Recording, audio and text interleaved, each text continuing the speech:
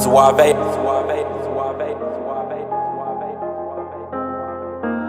I've been in my bag for a while, I'm invincible. Story of a young boss, grinding shit get critical. Calling on my bros one time, cause you special. I had some hoop dreams of right rounds for my mentor. Every target that I shoot is on point like a pencil. Different road, changed relationships, I'm so sorry. Came up from the trenches and I made it, I say hardly. Now Bet Online is your number one source for all of your betting needs. Get the latest odds, lines, and matchup reports for baseball, boxing, golf, and more. Bet Online continues to be the fastest and easiest way to place your wagers, including live betting and your favorite casino and card games available to play right from your phone. Head to the website or use your mobile device to sign up today and get in on the action. Remember to use promo code BELIEVE, that's BLEAV, for your 50% welcome bonus on your first deposit. Bet Online, where the game starts. Alrighty, guys, we are back with another episode of the What's in Your Bag podcast presented by Bet Online. As always, I'm your host, Andrew Robinson, and before we introduce our guest for today, man, we got to get the business out the way. For you guys that watch the What's in Your Bag podcast, you already know what's coming. I need y'all to stop what y'all doing. Go ahead and click that subscribe button down below on YouTube. Give us a thumbs up. It goes a long way. If you're listening to this on Spotify or Apple Podcasts, go ahead and give us a 5-star rating, drop a comment, give us some feedback. We definitely appreciate it. That was my guy Pull Up Tay on the intro, one of the hottest up-and-coming artists out of the DMV. Go stream his latest album, Heartbreaks and Melodies.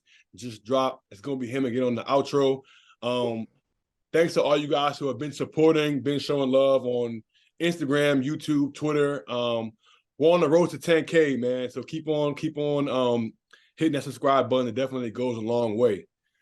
But without further ado, definitely want to introduce our guest.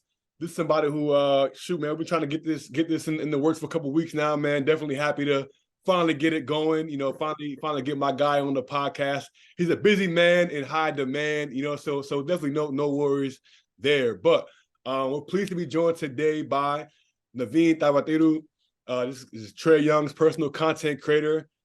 I mean, I don't even know what to say, man. Guy takes wonderful pictures, wonderful videos. So the man of the hour, man. Naveen, thanks for joining us.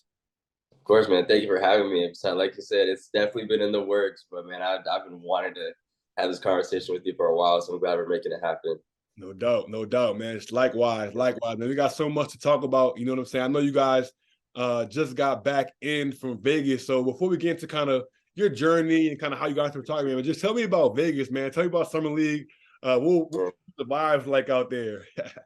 Man, Vegas is great. I mean, just Summer League in general, like, I mean, for one, just Vegas doesn't seem like a real place. Like, all of that is like in the middle of a desert, and they just built this like dome that's like projecting a basketball. Like, that was crazy. But other than the city itself, the Summer League events that they put on, and it's just the way that the basketball community really comes together for that, like, you know, that first weekend, but also throughout the weeks of actual competition. Like, it's amazing to see how, you know, guys come out to support their young dudes, and all the brands that come out. And it's a time that I really get to connect with a lot of fellow creators that I've known online. You know, like some of the first times I've met a lot of my close friends and also mentors as well in the world was at summer leagues, because, you know, we're all out there working as well.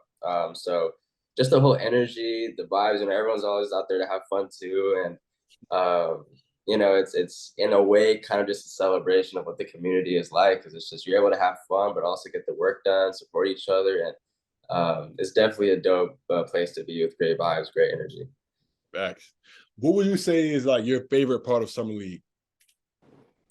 Oh, I mean, really, it's like going back to just making those connections. I think obviously watching the games is fun, seeing all the rookies drafted, and watching the guys trying to, you know, play for a spot, and the hunger and drive and all that is super dope to watch. But I just love that, you know, you can just like bump into a friend, you know, and that friend kind of introduce you to someone else, and now you have a connection going into the new year, a new season. And everyone's just out there to support each other, and, you know, make sure that, like, you know, everyone's taken care of, that no one's like, you know, alone out there, like, oh, like, come kick it with us, well, you know, take you to this event, to that event, plug you in with this person, that person. Like, it's really like a huge networking hub, and I love that, because it's more than just about basketball at the end of the day. That's what the league's always been about, and the sport itself too. And you kind of see that not only with the players, but people in my position as well, or people that hold other positions in the league. It's just a great time for everyone to come together. And that's what I love the most about being out there every year. Man, people always say that like summer league and All-Star weekend is like the NBA's convention. Like that's what they are. Right. It's like an Exactly. NBA convention. Like everybody's out there networking, politicking. Literally. It is crazy because I feel like shout out to a couple guys we had on What's in Your Bag. I know I seen Amar's out there. We had Trae Young last week. They're all there. I'm all on their stories watching. I'm like, dang, bro, everybody knows everybody. Like it's crazy to see. So I definitely got to make it out to a summer league event one of these years, man. Did you go out? Did you get a chance to go to the Top Golf event, the one that Uninterrupted threw? I think it was the other day, or you guys already gone? No, we did not get to go to that event, but yeah, my boy Trae Mina, I was actually just hanging out with him yesterday, and he was telling me all about it, and that looked dope. Saw all the photos from it, and again, that's a prime example of just everyone coming together like in one area, and it was pretty dope to see. Nah, facts for sure, man.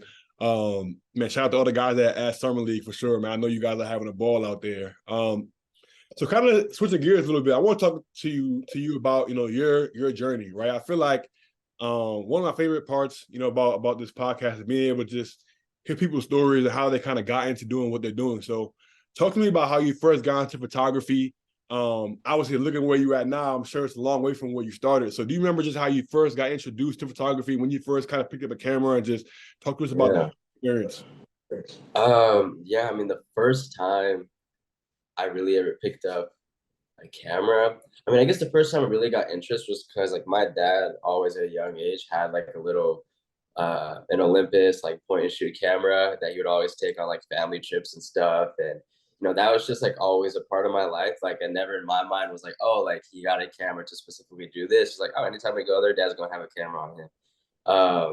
And like every time that we would, come back from a trip, it'd be cool to see the fact that we are able to hold on to these moments, like, as images. And so just having that around my life was just kind of like, hey, this is cool. Like I kind of want to get my own camera for myself. So when I was 12, like I remember I got it was like Thanksgiving sale, Black Friday. I went to Staples and got like this. I think it was like a $70 Kodak like point and shoot. Just ran this little red camera. I still have it like back at home now. And I would just like shoot everything. Like I don't know. Like I just loved like if I had like little action figures, or if I had like little things, like I would just like love to, like I don't know what part of me as a kid decided to do this, but I would just like love to create scenes. Or I had like a mini basketball hoop. I just record myself like like throwing dunks or doing stuff like that. And I just kind of addicted to that feeling of oh, I just captured something that looked really cool, and it's a moment I can have forever. So that's kind of always been with me. But I think what kind of took everything to the like next level was, or at that age at least, was I just loved like watching commercials. Like I just had like whenever like my favorite athletes, as I started to fall in love with the sport of basketball, like watching all these Nike commercials of like the KDs, because being from Oklahoma, KD was one of the biggest names at the time. And seeing his whole line of shoes come out, and the way Nike marketed it, and then the ways that they had the shoe game on the chokehold with the Kobe's, the Bronze, the KDs all at once, and putting out like an elite line for all of them. And the way that like those commercials would make these athletes feel like bigger than life. And like just the emotions that would carry behind the visual side of things. I was like, wow, this is like really cool. Like I want to capture things like this for myself. Like I just want, if I can shoot something like this and make someone else feel that way, that'd be really cool. And although this isn't the sports world, like I was a huge Apple fan growing up. Like I just loved the way they would present their products. And like it's just the emotion behind all of that is what really was like, okay, this is more than just about taking photos that I enjoy. But even through all that, like my mind was set on being a computer scientist. Like it wasn't ever expected, or especially being Indian, coming from a traditional Indian household, so kind of always expected that you either become a doctor, an engineer, a lawyer. So my thing was, shoot, I love Apple. I love the design aspect of Apple. So I think I'm gonna go into software engineering, go into design side of things maybe, and you know, that's kind of the track where I was like, okay, like that's my safe. I'm gonna go do that, do my own thing. So you know, I always was on that track. You know, I did okay in school, but then once like middle school and high school hit, I was in I was in this organization called TSA, Technology Student Association. It was like a leadership thing, but also you would compete within state and around the nation in different technology related events. And I would always sign up for, you know, digital photography, video production, and like even music production, like just stuff that involved like using technology to create something. And so I kind of did that just for the competition's sake, but I was mostly the one who was in the groups doing those things because, again, my dad had a camera, he had the editing software to do it, and that was just a hobby for him. You know, he's a scientist, his actual job, and so I would always use his equipment and kind of became that guy with the camera going to middle school and high school. And then from there, you know, my friends were like, "Hey, can you come shoot one of my games, or can you just do some portraits for me?" And then I finally got my own camera. It was like a Nikon D3 400 I got when I was like, I think my freshman or sophomore year in high school. And I just started like bugging my friends, like, yo, let's go downtown and just take a bunch of photos. And then I know they remember me just being like, yo, let's just be like in the morning, like, hey, you free later today? Let's just go shoot. And I just like, I never did what I did for the money. Like starting out, it's just because like I loved doing it. And at the same time, I was in a computer science academy, you know, really trying to, you know, get in my bag with that. And they got to a point where I was really like, man, like I'm enjoying creating content, and you know, but it's just like I'm doing computer science because I feel like I have to, and it felt like the safest route, and it felt like that's what was expected of me. And then I remember when I was 17, you know, I applied for my first job at Dick's Sporting Goods. You know, just you know, trying to make some money finally. Um, and then that same night, it's just crazy how timing works. But that same night, so B.A. Brandon Armstrong, shout out to my boy. He put on a story. He was like, "Yo," and I don't even think he knows like my side of the story. So it's gonna be interesting if he hears this. But um, he just put on a story like, "Yo, do you like looking for a graphic designer and video editor?" And I had like the most basic like bootleg Photoshop version of like editing software, like, and I barely knew what I was doing, but like I was really getting into it at the time. And I DM'd him and I was like, yeah, I know how to, you know, do everything. Like, you know, let's get to work sort of thing. And then to my surprise, he replied. And, you know, I'm just like this 17-year-old. I didn't think he, you know, expect to give me the attention. And he's like, let's get to work. And he was like, can you edit this for me? Can you do this for me? This, and this, like that night. Mind you, again, this is the night before my first day of work at Dick's. They're happening at the same time. And I was like, you know what? Fine. I would just stay up all night and do this. So like I got a bunch of stuff for him as quick as possible. And I learned how to do whatever he needed me to do in that moment. And you know, I still showed up to work, did what I had to do the next day. But you know, through working with Brandon, that's where I met Marcellus Howard. I'm still close with. And you know, I just kind of like that was my first start working with them, doing graphic design, remote work, doing basic video editing for like the series they had going on.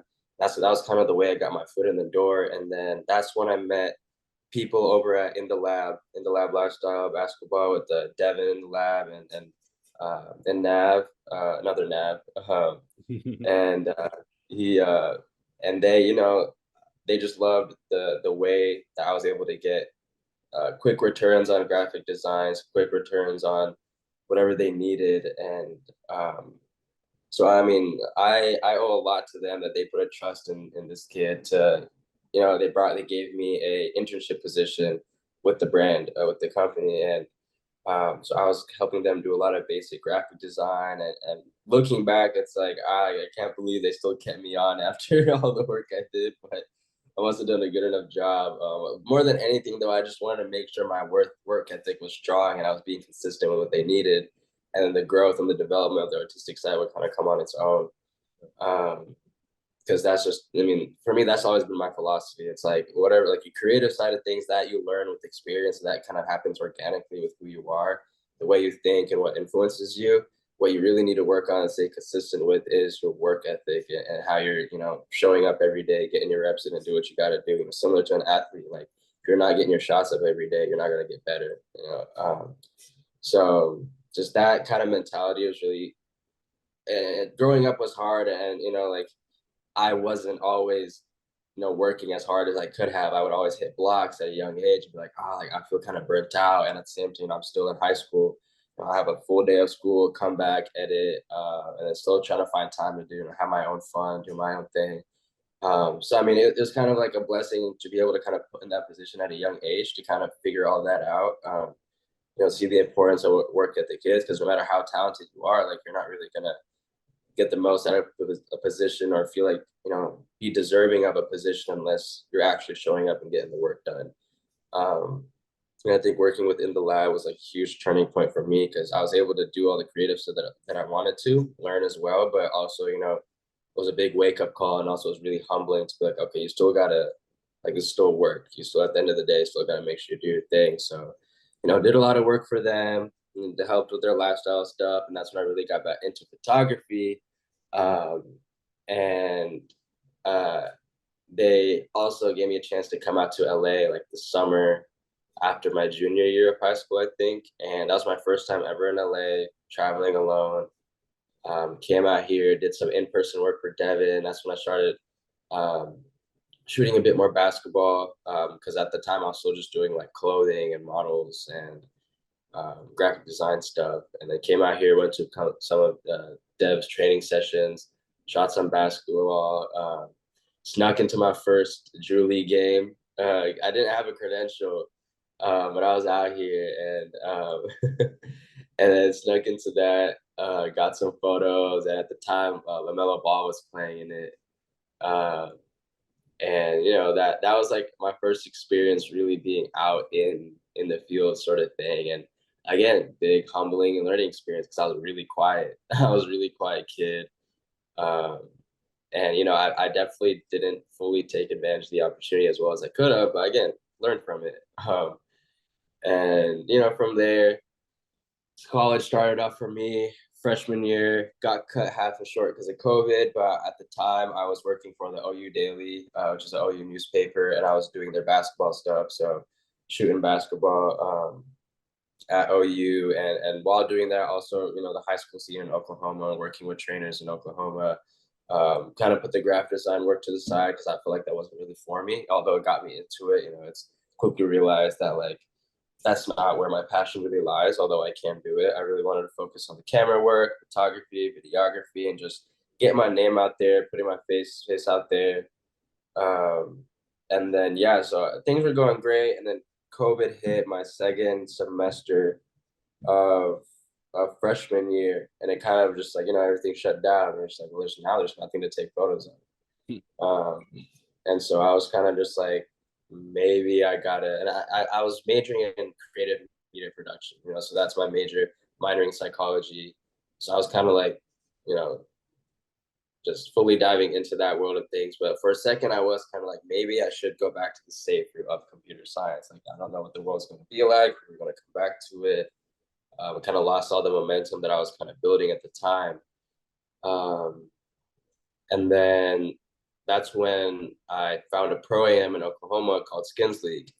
And so I started shooting there. I just sent him a DM. I was like, hey, like, what do I got to do to be able to pull up and shoot at these games? And because I really just wanted to go out there and shoot. Like, it's just been so long since I did anything at the time. And that's kind of what brought me a lot of joy. And, you know, not only me, but a lot of us kind of went through a lot of mental health issues at the time, and it became very prevalent as well. So just anything I can do to kind of get out of that slump, I was like, let me find something. And so Chris Skinner Skins, he was like, thankfully, like, yeah, bro, just pull up, you know, do like, yeah. He literally just said, pull up, like that.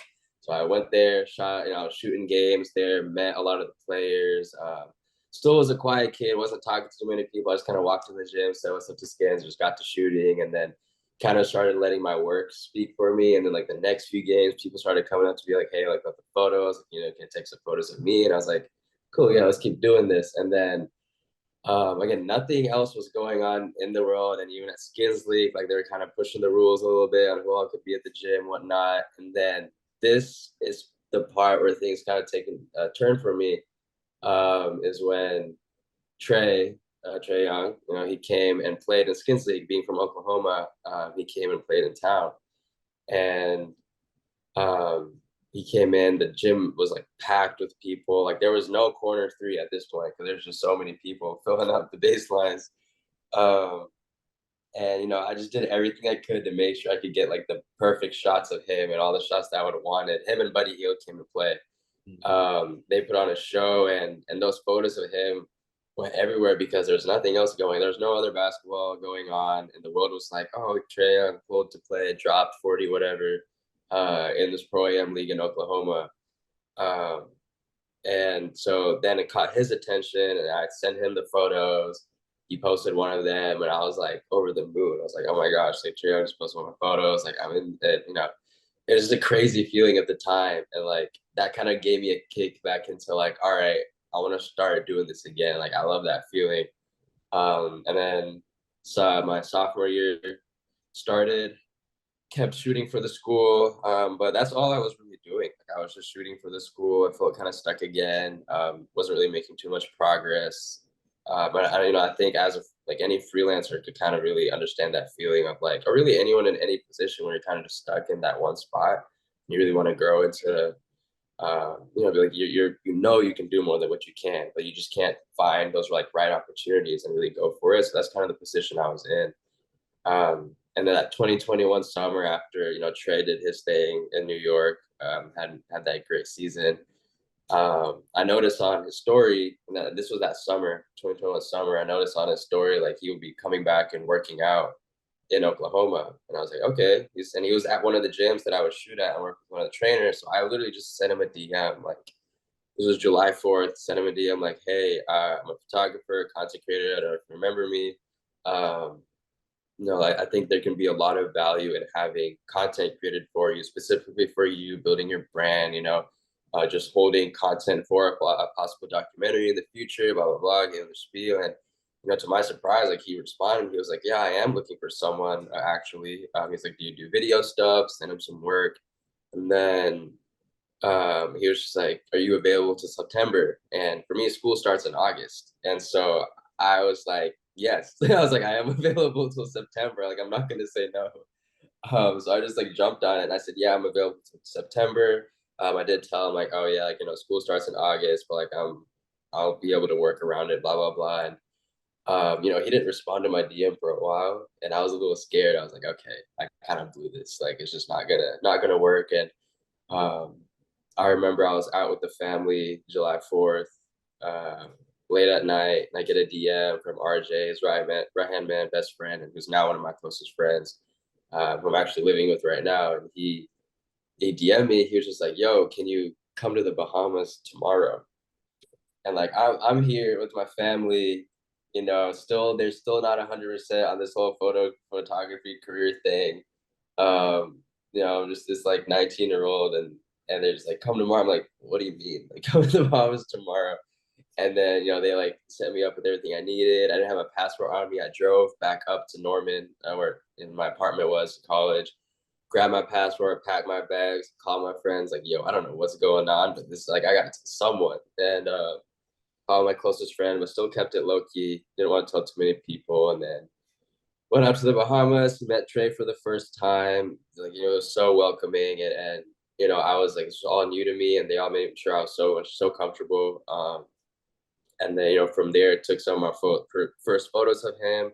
He posted them, and then that was one of the craziest weeks of my life of just the love that people were showing. Like people I haven't heard from for like years were just like, wow, like I just saw your photos, like you know, it's crazy that you're in the position, and that kind of was like the point where it made everything kind of seem real and kind of started it off for me, and was like, okay, like now I'm like fully into this. I kind of see, you know, that all the work and effort and all like the down and up times kind of led me to something like this. And now I really gotta, you know, the work just starts here. Like it felt like I just got drafted. Like that's something I kind of like, you know, put like a resemblance to. And, you know, from there, like just, you know, the rest is history. You know, there's a lot more memories, a lot of stuff that happened, but that's really the story of, you know, start to finish of how I got from, you know, that kid with the camera to now doing what I'm doing now. So That's crazy. That's quite the journey for sure, man. So My question is, what's going through your mind when initially you send him a random DM, he leaves you on scene, it's like, damn, I might have blown it. And then you get a random DM, it's like, yo, come to the Bahamas. And then you're in the Bahamas, like, yo, I'm in the Bahamas with this dude who I've never met. Like, I feel like it's Right. a level of like, oh, what is happening right now? You know what I'm saying? And A also when hundred you're there, it's like, all right, I don't really know you. You don't really know me. But at the end of the day, if you're on vacation, you still got to be able to like enjoy the vibes. It can't be no awkward, like, you know what I'm saying? That's going to mess up the whole situation. So, right. how was that first encounter when you really meet him for the first time? And then what is that experience like when you're on vacation? Just trying to, I guess, get comfortable with Trae, get Trae comfortable with you, and kind of just establish that relationship. Yeah, I mean, no, for sure. Like I said, like when I first got that DM, like my parents were just like, "We're not gonna send you to with someone random, like to, go out there." But I was just like, "You gotta trust me." Like, I'm like showing like Trey's verified badge, like he's a real dude, man. Like, Think um, you about to get but abducted out there or something. like I'm no, no, really. But yeah, no, going out there, like yeah, I got to like the house before anyone else was there at the time. So I was just kind of like by myself first, at the house, like kind of like processing everything and just being like, okay, like, like I didn't know how to prepare myself because I didn't know what to really expect going into it.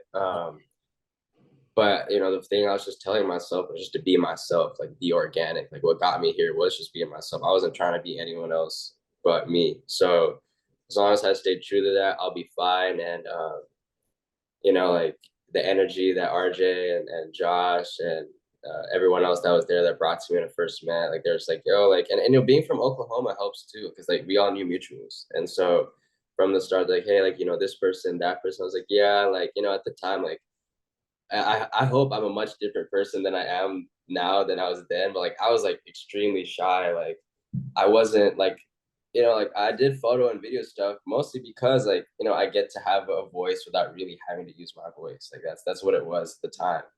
Um, and so I didn't really talk too much and but they, they accepted me for who I was and they, brought me along to things like and Trae, when I first met him, I was like, I was a fan of Trae before anything. Like, especially being from Oklahoma, like he's big name in Oklahoma and University of Oklahoma and in the league. Like I was a fan of what he was doing and who he was. So at first I was like, oh my gosh, like that's Trae. Like he's right there. Like seeing him in person for the first time. Um, and I was nervous because I definitely didn't want to. The biggest thing I didn't want to overstep ever. I wanted to make sure I played my role. Um, I was being conscious of all of that. But again, they just made sure I had fun, and I could tell, like, they also wanted. And it's not just Trae and the guys. Like, it's anyone, any. This can be for any job position as well. It's like you want to be able to have that balance of being professional, but also being able to have like a friend around, like um, just having like great vibes, being comfortable, and not making things awkward, trying to be too professional. That balance it was difficult for me for sure. Like it took me like a year and a bit to really just fully. It's not like they put me in a position where I couldn't be myself because they did everything they could, but that it's up to me at the end of the day how much I'm willing to open myself up while also making sure I do my job. So my first focus being at the Bahamas was just like, let me just make sure I'm doing my job because that's why I'm out here. Like everything else will kind of happen, but as long as I'm there locking in and getting the content I need to, and but being closer with everyone and kind of understanding the dynamic between everyone made that easier because then I would know like, okay, what kind of shots can I do during this type of moment, or when can I put a camera in Trae's face, or when should I not? Like at the end of the day, he's a normal person. So although that was only like a 5-day span, like I kind of was able to understand the importance of making sure I knew those things and again, getting to know the guys made that really easy. But no, at first it was, the first night was a lot, first day was a lot, but again, they made it so easy for me to just be comfortable and which allowed me to do a good job in just creating content while I'm out there. Yeah. It's funny you say that, man, because I can't remember the photographer's name. It was one of the legendary NBA photographers. He photographed Kobe's last game when he had 60. He photographed LeBron breaking Kareem's record. And he was talking about on Kobe's last game when they were driving to the arena, like he was the only guy who Kobe let have in his car with him. and he's sitting, I guess, next to Kobe, and Kobe's like riding through LA, and he's seeing the Staples Center for the last time, and all the people are having his jersey out there, and the car like stops right before they pull into the arena, and Kobe just look out the window. He's like, "Man, I gotta take this in," and the photographer went to go, I guess, take a picture of it. And he said, "Kobe, like, hand up, and was like, not right now, like, what I'm saying, I gotta take this in, and I never really thought about it from that perspective, that at the end of the day, there is a balance between always having the camera out, trying to do your job and take pictures, but also enjoying the moment, right? You mentioned that just now in your kind of give or take with Trae. How have you been able to balance that? Like, what is that balance? How do you kind of figure out, when to take content, when to not? Like, how do you balance that? Yeah, and for me, I guess for me specifically, I don't know if I can speak on other people, but I like to kind of push that boundary a bit more of like, I want to be able to capture everything and anything I can. And at the end of the day, like obviously without invading too much, privacy, but like I will record as much as I can until, and I mean, Trae and I have gotten comfortable to this point where he'll be like, nah, like not right now. I'll be like, all right, cool. Like it's not like it's gonna hurt my feelings. Like that's my job. And I need more of that, like when it's cool, when it's not too. But it's also important that I also understand, like, yeah, there's some moments when he's with his family or there's more of a serious matter going on. Like I'm not gonna pull out a camera during those times. Like it's you got to be able to, put the photographer hat down, videographer hat down, and be a friend and be like, okay, you don't want someone recording all this, or you just want to be able to enjoy this moment, or you would want me to be a part of this moment without having to have a camera in your face. So um, that's one of the biggest pieces of advice that I've given to a lot of people is just like learn to be organic and that sort of thing. Like don't just because you have a camera doesn't mean you have to record it, sort of thing. And that just comes with the people you're working with at the end of the day. Right. So you go on a vacation to the Bahamas, right? That's kind of like a one-off situation. So how does it turn from that to you actually becoming Trae's like personal photographer, personal content creator? Like, what is that conversation like? What are the kind of the next steps in between what transpired between the Bahamas, between you guys, getting closer to where he's actually wanting to now bring you a part of his team? Right. So I think that in my mind, at least, I don't know how they really saw it, but in my mind, that Bahamas trip kind of felt like almost like an interview, like kind of just like kind of gauging what my energy was like if I'm someone that can actually be around them, um, and it was just a very valid thought and conversation for them to want to have with someone because just the way NBA players move, especially someone at Trae's level, they don't want. It's very important the type of person that they have around them, right? So, yeah. So after that trip, we went, went to a couple other just cities and here and there, and they're just like, hey, like, can you? Or I think one of the first things actually was like he was getting a tattoo at his place, and they were just like, yeah, I just pull up, because he had a place in Oklahoma still, so just pull up, just be around them. So like just being as comfortable as possible, just being more involved in just their friendly environments, but also still capturing stuff. And um, yeah, I think there was a lot of just trying to see where I'd be able to just be around them, but also still do my job, and where they don't really have to worry about it. They can just tell me to pull up, and they know that the content's going to be there, and I'm also going to like genuinely be myself. Right. So just more of that kind of started happening. Went to different cities again, just hung out with them more often, and then that was all in July. So then going into August, they're like, okay, so we're going to be going to LA for a month to do off-season training, and they're like, would you be able to come with us during that time? And I was like, yeah, like let's do it. So I think that was when I really was like, okay, so now like this is where I'm going to be fully becoming Trae's content guy for that month. And obviously, it was never for me like, oh, it's guaranteed going to happen again next year. Like I'm going into this like I'm even to this day like anytime I'm shooting, anytime I'm working, like I can always lose my job. Like it's never like a guarantee. Like I'm never going to have that. Like I'm always going to stay a Trae's guy. Like no, like if I mess up, like I'm going to lose it, right? Like so yeah, so going into that month, that's when I really started to understand like the off-season schedule, working out every single day, twice a day, also making sure to have fun. And And it was just, it was a lot of things outside of the actual photo and video aspect that I then started to understand was really important, like knowing how to move with him, knowing how to interact with the people we meet,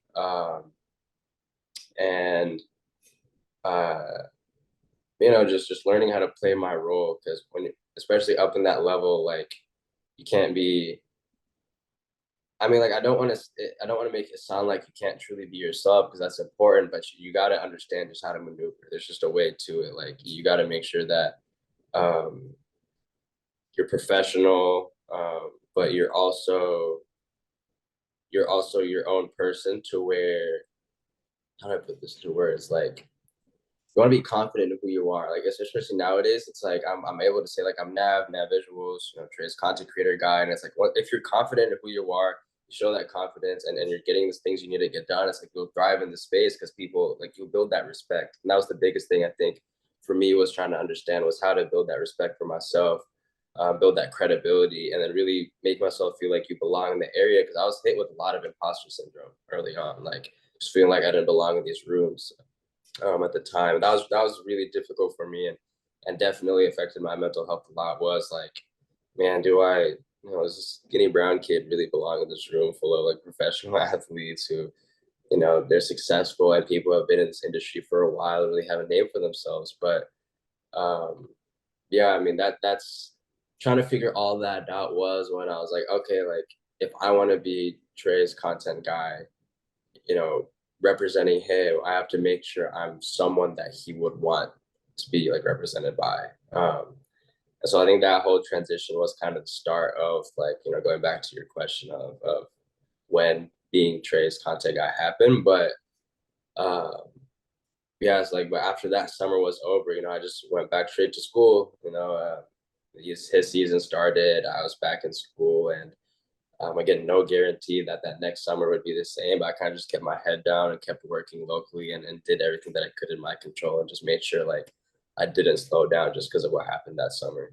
Um, but um, yeah, and then after I came back, like, I took like a semester off from school and just kind of wanted to do my own thing and kind of prove to myself that obviously Trae put me on this level to be able to really show my craft and my content, but that I cannot, like I just want to prove to myself that I can do it, not just only with him. So I took a semester off and then worked some time in the music industry, working with YK Osiris for a little bit, just traveling with him and getting put in different rooms with like being able to shoot Drake and being able to shoot Future and being in that music scene and kind of understanding like what the music industry is compared to the basketball industry and getting that experience and after that just again staying consistent but um, yeah it was never like I am Trae really at the time it wasn't like I am Trae, I was content creator. That's how a lot of people saw me at the time. Like it was really hard for me to fully give me that title because again that was just after my first year and I'm never going to be like like I got like that is who I am fully. It was never really going to be that for me. Right. Right. So speaking on that, how would you say working in the music industry differs from working in the basketball industry, right? Like, do you see any parallels? Do you see any differences, like as far as the caliber of the people you're working with, as far as the type of photos you're taking, as far as the rooms that you're entering? How would you say those two industries are similar or different in any way? Uh, I think they're very similar in the structure of it all. Like there's like the teams that are around these artists are very similar. You have that right hand man, you have an assistant, have your security, and then your content creator. So that whole side of things was very similar. And what I learned from working with Trae was really able to translate into that world for me.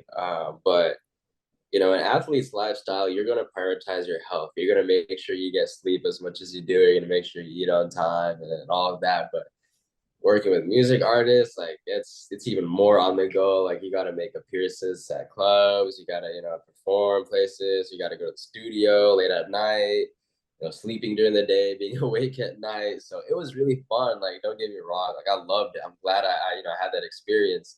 But it was just very exhausting for me. It just wasn't for me. I have a lot of friends who are in the music world that do freelance and stuff, which I have a lot of respect for, and I love it. Like music is one of my biggest loves in general. Like I just, like I love music, and that's what kind of drives me, keeps me going. And being in the middle of that was like really cool to see. But yeah, there's definitely that difference of, there's the actual profession itself of being an artist versus being an athlete. That whole lifestyle is different. But when it comes to like the professional side of things and the roles that everyone plays, like that side of thing is very similar, definitely. Dope. What was it like when you got the opportunity to shoot Drake? Like, what was that whole experience like? Did you get to meet him at all or talk to him at all? Like, what was that whole experience like? Cause that's crazy. Yeah, so so Osiris and Drake were close at the time, and so one of the first photos I took of YK was like a photo of him, and he had like that heart like shaved into his head like Drake did. And then like the first night I go out there to Miami and take a photo of him, he posts it, and then Drake posts that photo on his story of him. And I'm just like, oh shit, okay. Like Drake has posted a photo and he didn't tag me or nothing. I don't know, he doesn't know I took it, but I was like, dang, like, all right, so they're starting now. Like, we in this. And so, they're pretty close. And one day he was just like, yeah, we're about to go to Georgia Tech and go hoop with Drake. And we're like, okay, cool, bet, let's do it. Like, I haven't shot basketball in forever, so being able to shoot basketball was perfect. And yeah, like we got the gym, and this dude, I guess, rented out Georgia Tech stadium to pick up basketball. But I remember standing, I was on the floor, and then I just see like Drake like walking down like steps and stuff, and I'm just like, I'm gonna lie, I was starstruck. I was like, okay, because he's my like one of my favorite artists of all time. And he came down, and I'm just like, I'm like looking at him, but I don't want to be weird, like staring at him while he's walking down the stairs. And he came up, and then he just said what's up, introduced himself. I dabbed him up, and I was like, it just did not feel real in that moment. Saying what's up to him, but he was just like, he's a normal dude though. Like he's just being himself. And I got some photos of him pooping, and those went everywhere, which was cool. I got a lot of attention, and like the next day we went to a party that Drake threw for Future at a but he ran out of Dave and Buster's at like 4 a.m.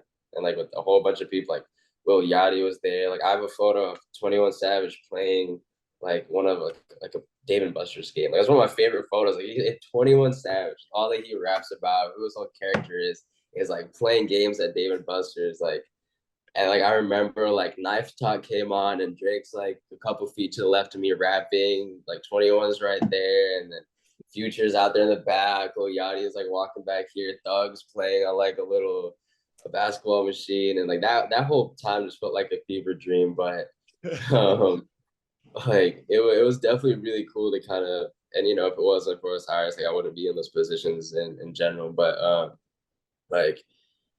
it was just really cool to see that dynamic between all of them. And it's just cool to see stars like that just being themselves, being cool. And like this was Drake's party, and seeing him like checking up on everyone, making sure they're okay, and things that like I remember seeing like some like speaker was like angled weirdly, and he himself would just go and make sure to fix that, or if any decoration was messed up. Like he's a stand-up dude. Like just seeing the way he interacted with people was like really cool. But again, just seeing how all these artists interact with each other and how they've brought all their people with them to these events was really cool to see as well. Just seeing the human side of it all, like outside of all like the the shine and the media portrayal, I guess, of them all was really cool to see, definitely. And yeah, again, imposter syndrome was real. I was like, I feel like I do not belong here, but at the same time, those experiences helped me really feel like, okay, if I can really be in these moments and we thrive and make sure I do what I got to do, like I can, I'd be able to really survive and thrive in any situation I would really put in. So that was a really developing moment in my career for sure. That's crazy to even be able to say, yeah, man, I've attended a Drake party before. It's crazy. Right. That's crazy. Oh man, that's wild. So we'll circle back. I got a couple falls that I'll ask a little bit later on when we get to our quick hitter section. But I kind of want to ask you, getting back to kind of your role with Trae, right? As far as what does that actually look like? Because I feel like for me, the first person who I really saw who had like a personal photographer was like Jordan Poole with the dude J Squared. Like, yeah, he takes some crazy photos. And damn, all right, like people have where players are having their own like personal content creators that are doing video and stuff like that. And I'm subscribed to his YouTube channel too. They're like traveling and he documents their vacations and their trips. It's like I always wondered like what does that actually look like logistically? You know what I'm saying? Like, I'm like, all right, well, are you guys like we'll pick just for you for your situation, right? Is it like a salaried position? I'm not saying do you got count your pockets by any means. I'm supposed to, how do you receive compensation? Is it like a per project thing? Do you live with these guys? Like, how does that work as far as if somebody's? Because I feel like whenever you see Jordan Poole, you see J Square, and like you see, like you mentioned, you go on vacation with these dudes. Like, so from a logistics standpoint, right? Can you talk about what your role is, what that looks like, Right. how you support yourself financially in these type of roles? Yeah, I mean, definitely. For me and people who knew me at the early on in my stage of career know that, like, for me, money wasn't why I did anything. Like, it was all about making connections and just the love of the craft itself.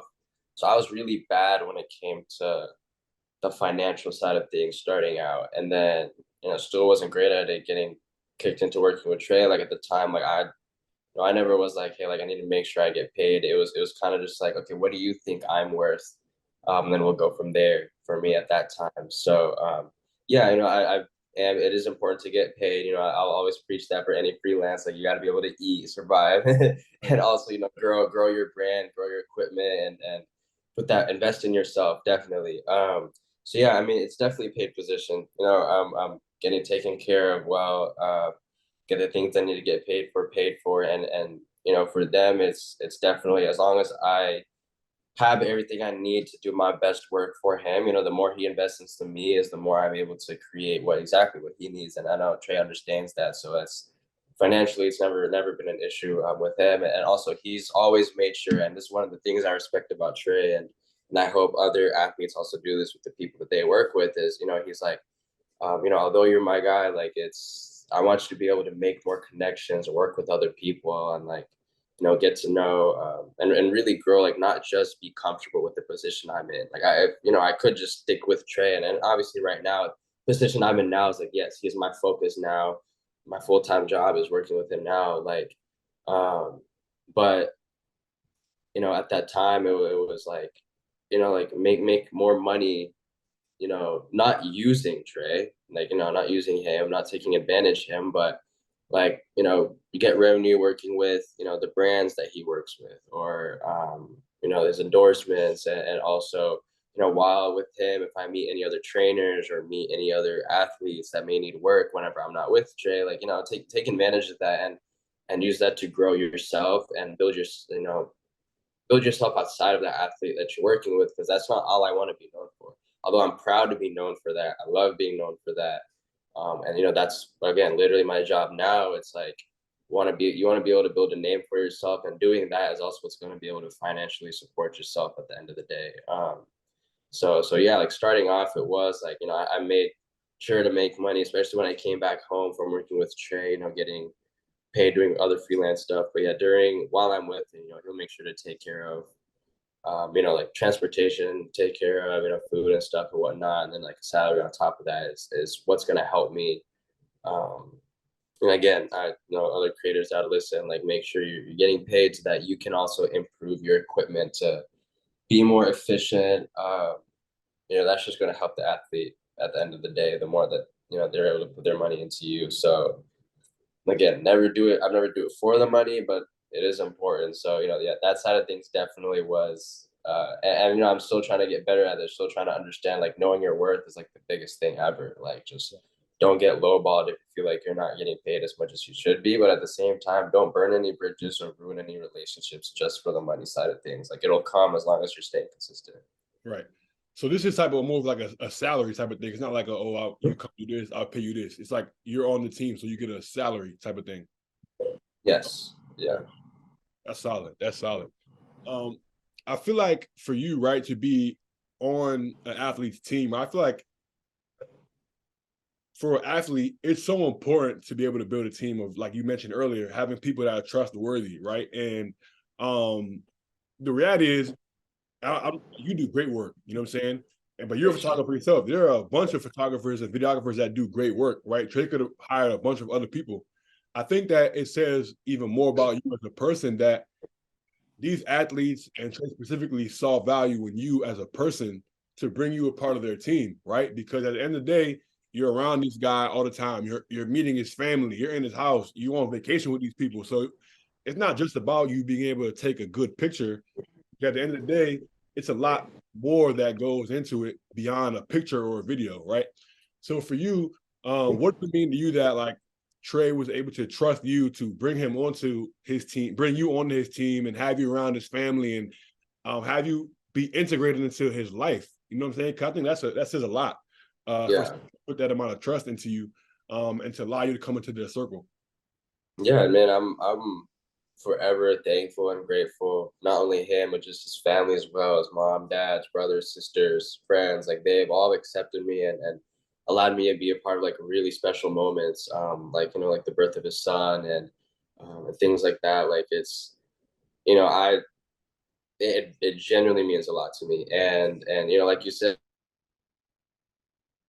like it's not just it's not easy, especially someone in this position, to just be able to do that. Like you have to keep that tight circle, and I think for me it's like it all goes back to just being organic and being myself. Like one of my friends, trainers that I first worked with, Zeph, back in Oklahoma, one of the biggest compliments he's ever given me was like, I love how organic you can be, and that's always stuck with me. And always say one of the most organic people I can be, and so that's I think just being that, making sure I'm being myself and not trying to be someone I'm not, is what kind of like just being consistent to who I am is like that never changed. Like I feel like I never had to do something extra to be able to get the love and the support of his friends and family.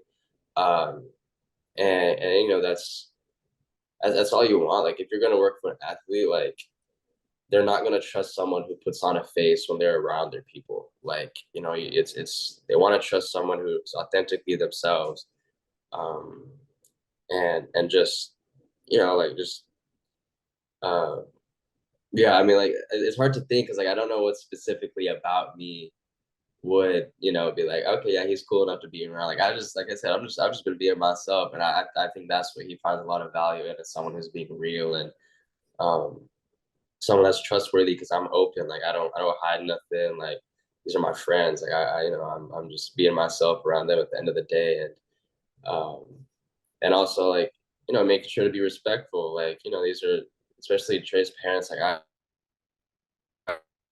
have like the utmost respect for them. They've helped put their son in a position that they're in, and they're also hardworking and doing their own things. And Trey's dad has always offered his help and whatever it is, and he's been helping me a lot recently as well with financial side of things or the business side of things, and offered me their resources. So it's allowed me to really grow who I am, but also helping the family, make sure that I capture their special moments and make sure that they have things that they can look back on, and capturing the things that can one day be in a documentary for them. And it all just goes back to doing what I was brought into in the first place, knowing my role. That might probably be like the best answer to those questions. I understood my role and stuck with it. And knowing your role isn't all about just like you're stuck in this hole and that's all you got to be. It's like you can open up, push those boundaries a bit more, and then slowly kind of grow your role, and not just know it. And that doesn't mean stay stagnant, but just knowing your position, staying true to who you are yourself and why you do what you do. I feel like it's all things that kind of help make my relationship with him and his family a lot more organic. And like you said, there's a lot of photographers and videographers out there, and arguably, like I've seen some that can really take the job up of a lot of these other creators for athletes. But what really separates them is the people that are behind the actual camera and understand how to move, and understand how to really be themselves. And that's definitely a again, anytime someone asks me for advice, I'm like, when it comes to photo, camera, video, I'm not going to tell you any settings or blah, blah, blah, like none of that. I'm going to tell you what's really important in this career, in the space that's like exponentially growing, especially in a time like this. And that, again, one of those biggest things is just being organic. Yeah, yeah. That's a great answer. I feel like you touched on it a little bit, but I kind of want to dive into it a little more. You talked about sometimes having this feeling of like imposter syndrome, right? And I feel like a lot of people deal with that no matter what area of life you're in. And I feel like it's people might not really understand how drastic of a culture shock it can be when you're going from a regular everyday life, you're a college student or you're in high school in Oklahoma, right? And you go from that to now you're hanging around Trae, who's obviously a max player, hanging around all clutch sports. You're around LeBron. You mentioned Drake, Future. You're around A-list celebrities overnight. You have to change, and you can't, like you mentioned, you can't act the same as you previously were. Your life is drastically different because it's not the same. You know what I'm saying? So, what would you say? Number one, I guess the two-part question. The first part of the question is, what would you say is was the most challenging part of that adjustment period for you? And then number two, how did you or how have you, I should say, in the last couple of years? I think if I remember correctly, it's been about 2 years since you've been working, 2 to 3 years since you've been working with Trae. How has that progressed over the last 2 to 3 years to where you have been able to become more comfortable in these spaces? Right. Yeah. No, it definitely was. I didn't when I first made that change in my life, like it didn't really hit me that it was so obviously like I'm able to tell like, yeah, this isn't my life, like I'm not part of it, but I think that's the hardest thing was like I kept telling myself like this isn't my life, this is someone else's life that I'm able to capture, which is true, which is still true, like this isn't my life. But I think it was also important for me to understand like, you know, this is my life. Like my life is being around these people right now. And the sooner I got to accepting that, the easier it was able for me to be more confident and being a part of these moments. Because for me, constantly telling myself like this isn't my life, this isn't my life, really forced me to be on the outside looking in a lot of the times. Being like a fly on the wall was kind of my um, the way I kind of captured content was doing that way, making sure to stay out the way, which it's still important to, and I still do.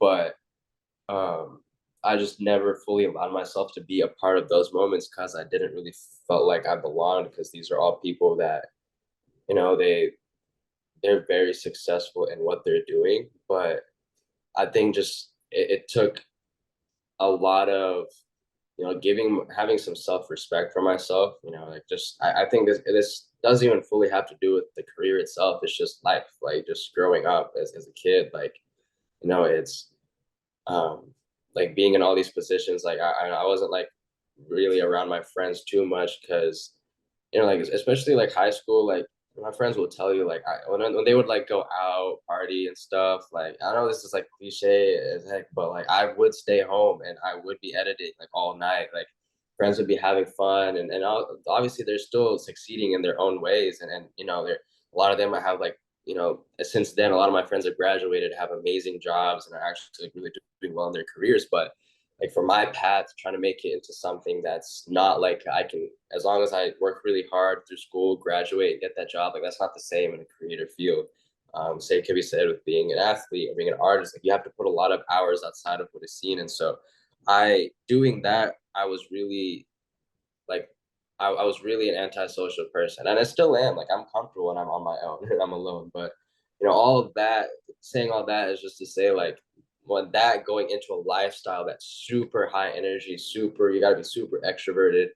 Um, I think that was like one of the hardest transitions was just like being like, okay, like this is who I like. This is who I need to be in these spaces. Just being someone who can really be a part of being around these people, being around these A-list celebrities. Like I have to start telling myself like I belong here. And now like I genuinely believe I do. Like if I didn't, then I wouldn't be able to grow in this position. And it's important to like obviously stay humble, stay hungry. Like that's always got to be there. But just know that you can still, understand that you have room to grow, still understand that you have a lot to learn, but you belong in the space to be able to do that.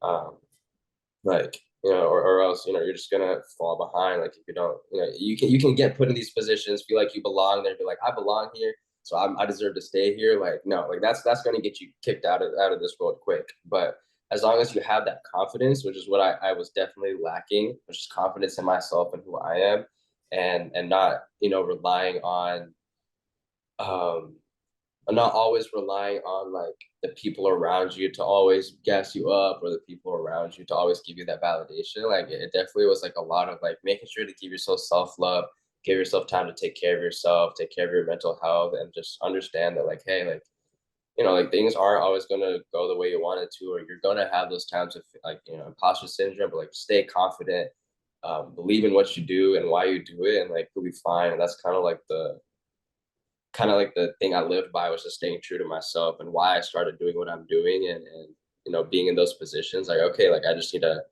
not only focus on the photo video of what I do, because that actually creating the content, actually doing my art will keep me there, but that'll stay there and that'll grow. But I have to make sure that I'm putting just as much effort into who I am, who I want to be, how I want to be seen as Naveen as well. And I think that's one of like the biggest things that I made sure work on. Like, and this is my third summer working with Trae now, and yeah, like that first summer was difficult, and then second summer I made sure to really make that a priority to do so. So yeah, it's just after doing that, like now I'm like comfortably like being able to be around a lot of the league guys and really introduce, like just be like, hey, like I'm now, I'm Trae's content creator and Nav Visuals, and like I love to show my work with other people and showing myself off, and self love. That's like the biggest thing. So yeah, That's major. That's major. I feel like it's crazy to hearing all these different stories and stuff like that, because I feel like for the audience who may not know, Nav is still in school. So yeah, how do you balance being a college student still with right. a job, right? Like, what is that like? Do you still have aspirations to just kind of talk to us about what you're in school for, how you're balancing that, and then if you plan to kind of utilize your degree? I know it's still in the realm of photography, but like how do you kind of balance that? Damn, like I'm out here in LA, Summer League, Vegas, but I'm a whole college student. You mentioned earlier you had to pretty much lie and be like, yeah, I'm available till September, knowing damn well started in August. You know what I'm saying? So how you been able to balance that? Right. No, it's yeah, that's why after that first summer, like I had to take that semester off, because I really wanted to see what that would be like, just fully being able to focus on being a full-time creator at that time. And that was one of the biggest times of growth for my career, was that time I took off from school. But like not blaming my parents, like or whatever, but it's like they really want me to get through school and really get that degree, and that mean a lot for them, especially them coming to America and putting me in a position to be able to attend school. So I really want to respect that. As many times as there's been where I want to just drop out and fully focus on what I'm doing. But yeah, I'm majoring in creative media productions, which I'm thankful my parents at least allowed me to do that. So it is a lot of photo, video classes, and then I took minor in psychology because I did want to learn something else outside of what I already know, and being able to understand people is something I've always been curious in, and I felt like I could maybe even implement some of those into my work and into the world of marketing as well. So yeah, I mean, it was definitely very hard to stay motivated in school when like you said, I'm able to go shoot these things. Like I remember during All Star break, like before I went out there, 2022 All Star.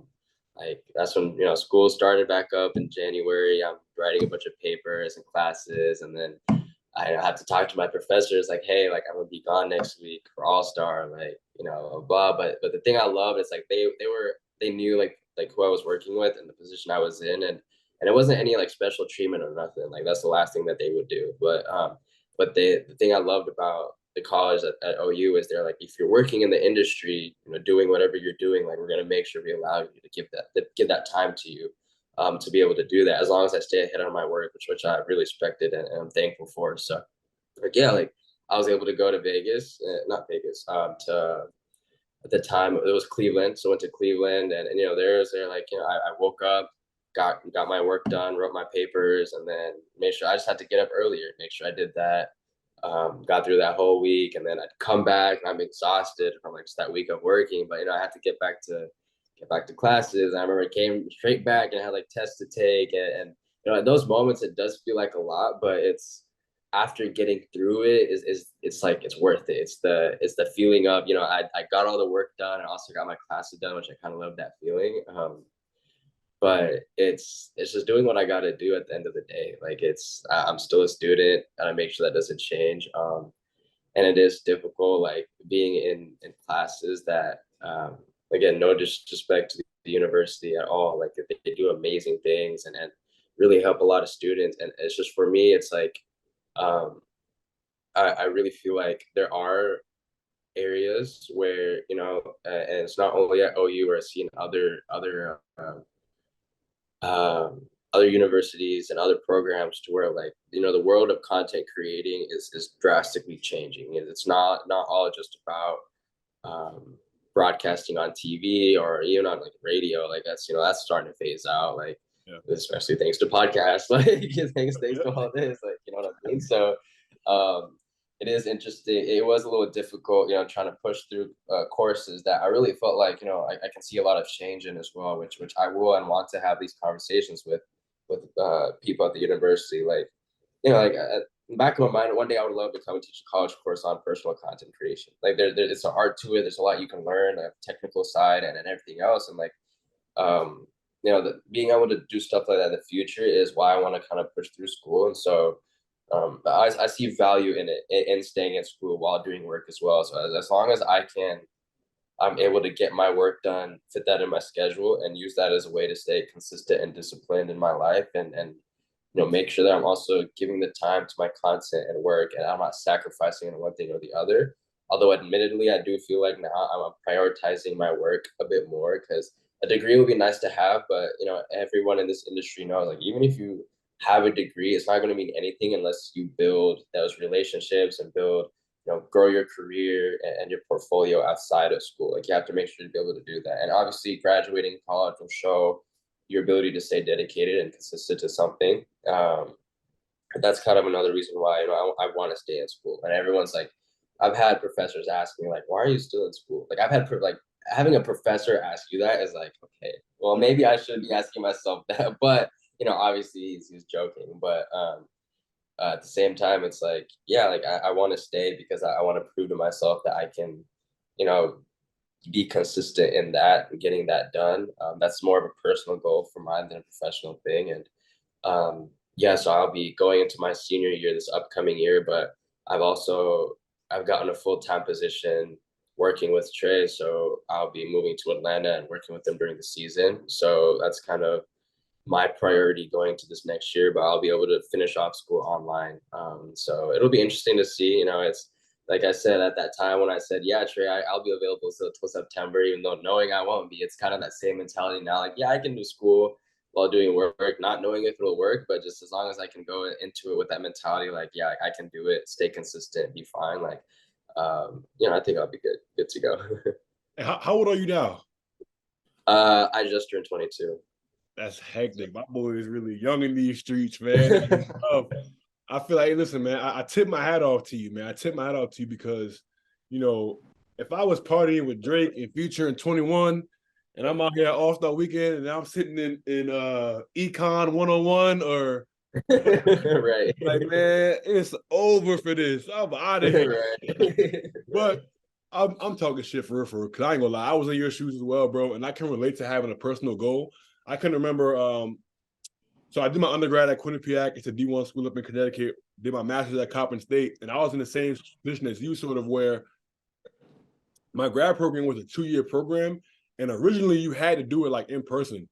So the first year of my grad program was my 5th year of playing basketball, and I was gonna like essentially go overseas and play pro basketball, and then postpone my 2nd year until whenever I was done playing. But COVID hits, and it's like, damn, we can't go to school. So the 2nd year of the thing had to be online. So twofold, it was kind of lucky because I was like, damn, all right, well now I can do my, you know, program while I'm playing overseas. I can do that from anywhere in the world. But so like, but I don't really, I'm not. It's something about being in class and like being on campus that kind of motivates you and puts you in the mode. But when you're in COVID and you at home, you like, bruh, I'm about to off Netflix. I ain't trying to do no work. Right. Right. But I pushed through, bro, and I finished it. And I'm not gonna lie, it was a grind. Like it was a mental grind more so. You know how it is. The work isn't necessarily difficult, but it's just like doing it is difficult when you have other things going on. But I will say when I finished it, bro, when I got my master's degree, it was the most rewarding feeling. You know what I'm saying? Because number one, I told myself I ain't never going to school another day of my life. I got 2 degrees. I'm done with school forever. There you But it go. was just the fact that like I accomplished something that I set out to do. You know what I'm saying? So I think that just from hearing you talk about it on air and off air, bro, I have no doubt that you'll be able to finish it. And when you do, bro, you'll be able to move into the next chapter of your career. Like just, all right, mom and dad, I did it. You know what I'm saying? Yeah, I give y'all commitment. Now I can do me, and you'll be better for that's it. it. Like I said. Um, No, so I want to ask, like, what would you say is your favorite moment, story, whatever, from working with Trae outside of like photography? So maybe if you have a story where like the camera's down, y'all kicking it, like yeah. what would you say is your favorite moment or favorite story? Um, Man, favorites. There's this moment. Uh, this isn't a crazy moment at all. You know, it was nothing crazy, but it really meant a lot to me. Was the first summer that I was working with him. I was really shy still. I was really quiet. I was more observant than anything, just trying to be a sponge, soak up as much as I can of everything around me. And what really meant a lot was like it was like one day, I think it was like after work, I was just sitting by myself, like out in the back, just having my own time. And Trey came outside and just chilled, and we never really spent like one-on-one time like that. Because when I was student, like I was still nervous to talk to him. Now it's like I love like the conversation Trey and I have now. Like I love it. Like we just like love to chop it up here and there. But at the time, I was still like trying to keep my distance, not fully. Although they did everything they can to like make me feel comfortable, which they did. I was just still it was difficult at the time, but I remember he like came out and he just like started like we just had a conversation and he was just telling me about his experience when he was a lot younger in high school, and he was like that star, getting that stardom, and he was hanging around guys like KD or Russ like back in Oklahoma, and what that was like for him, and kind of being a more vulnerable and kind of helping me feel that relatability like really meant a lot to me because I was just like, okay, like, like he does understand. Like he kind of understands, like obviously we can be very different people, but also kind of very similar people at the same time. It's like that just one shows his character and the fact that he cares about me.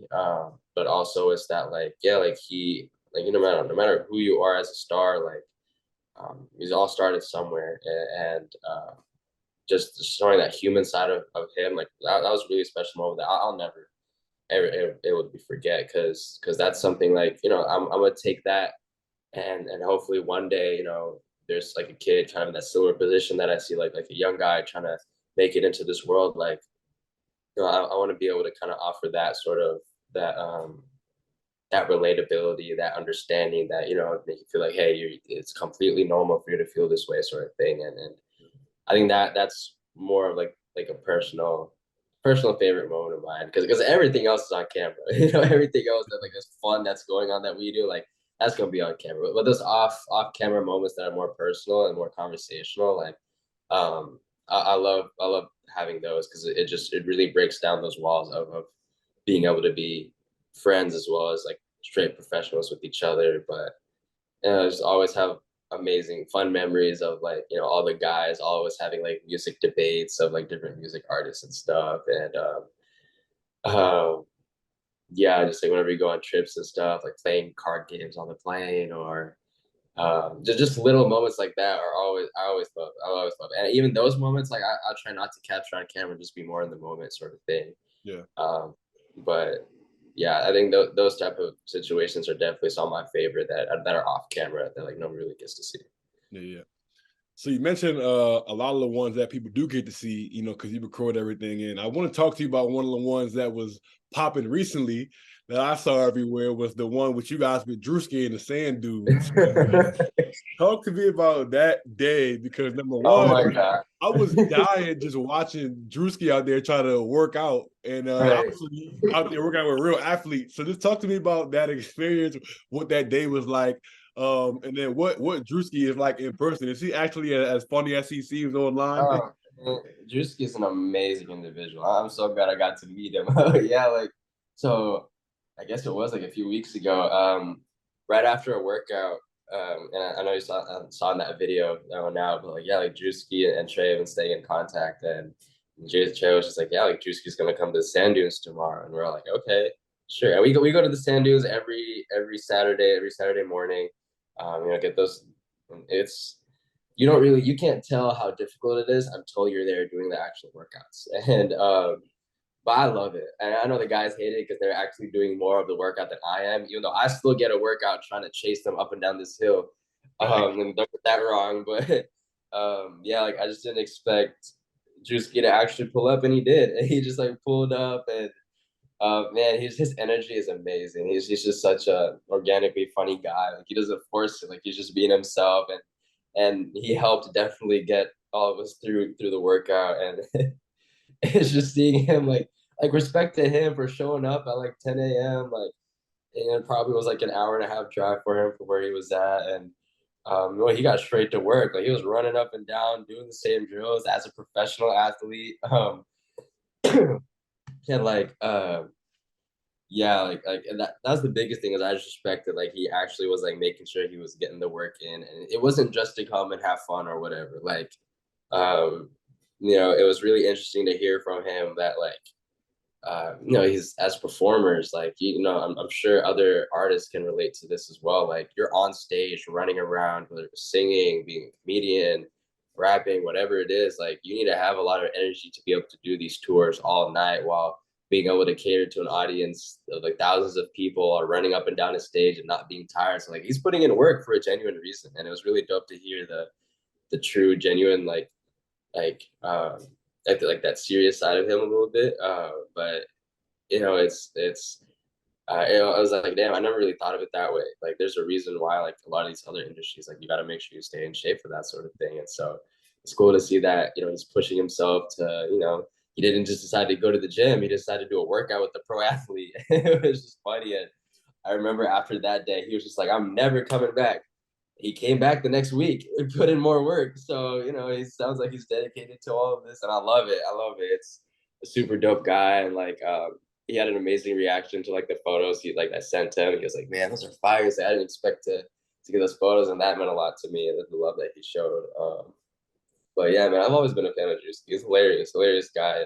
And it was just cool to see that that's just who he is. He doesn't put on a front, doesn't try to force nothing. Like, that's why he's so successful. Again, it goes back to just being organic, being yourself, and got him to where he's at. So it was a random. We like to call those side missions almost. Just whenever we got those like random missions of something going on, like it was really funny, and it was dope to be a part of that moment for sure. That's fire, man. Shout out Druski, man, for coming to get some work. Right, man. Shout out to him, bro, because not many people can do it, and let alone come back. Like, man, came back for seconds. That's tough. Right. Respect, man. Right. So I feel like we talked about a little bit at the beginning of the episode as far as like summer league, right? And not summer league specifically, but the whole idea of networking. And I feel like in this industry, I feel like it's almost overstated, but it's facts, man. It's not about really what you know; it's about who you know, right? And I was listening to this podcast with Juju Adams. She was on last week. I'm pretty sure you know Juju as well. She does social for GQ, but she did this clip and she was talking about how she was like at the end of the day, in this sports industry, like I don't think I've ever like applied for a job as far as like submitting a resume and like opportunity that I've gotten has been, oh, I know this person. Hey, I think she would be great for this. You know what I'm saying? And I think that's so powerful because at the end of the day, making connections is so important and so valuable. So I wanted to ask you, like, what is one connection that you've made that has paid dividends for you in your career, where you can say like, damn, like if I would never met this person, or if I would never put up to this event, then maybe, I would never got this opportunity. Like just talk about the power of that whole type of situation. And what was, if you have any situations like that where you can think of like that, damn, like that really paid off. There's a few differently, and each of these few played a different role in different areas of my career. And the earliest one for sure is just like, is one, and this is something I really want to a lot of creators to understand is like really like get to know your coaches and trainers like in your area locally. Like I'm from Oklahoma, right? And I like it's an amazing area. Like what makes Oklahoma so amazing to me is it's people. And so yeah, like just the coaches, like the first few coaches that I trained with, like just allowing them to me to be in the gym and just seeing how they work, how their guys work, and the consistency that goes into all of that kind of set like a big uh kind of allowed me to see like, okay, like this is what it's like to really be putting work towards something you love or something you want to achieve, and getting into those gyms like really definitely helped me a lot. And from there going into Skins League, and that was huge for me. Like just reaching out and be like, hey, like let me come work with you, Skins, and through there another big networking opportunity of just being around other pro guys, and then from them being able to work with their trainers, and then really go through Oklahoma as well. But after all that, like working with Nav and in the lab and Dev, like they kind of played like a mentorship role for me, and just kind of getting my foot in the door of working with social media and athletes and the sports world. Like they're really the ones who really opened my eyes to how big that world is and how crucial it is. And again, I can't. It's hard for me to pick specific peoples because each of these guys, like as I met one person, I met someone else, and then it's really important to do. And yeah, and it's um, like I guess after uh, it's let me think. Like there are going to be people in your life like that do play that mentorship role that are really important. That's important to have. Like you never want to be in a point where you feel like you're too good to listen from anyone. And so I think um that's why like I love constantly making connections no matter who you are or what you do and what position you're in. Like you can be a security for all I care, and I love to just hear about your story and how did you get to where you are, and what aspects of what you did to get you where you are can I implement into my own life. You know what I mean? Like your story is completely different and unique, but I would, getting to know you and talking to you, like I'd be like, oh, like this is what Andrew did to, that got him to where he is now. Like how, can that be something I can take into, getting to where I want to be? So connections not only played a role in getting different positions, but also into like growing myself into who I am. And that's what that was really important to me. Um, and yeah, because when it came to getting positions, it was like, although it was a lot about who you know, it was like the stuff that I picked up from people is what I was able to implement into going and reaching out and getting those jobs and getting those positions.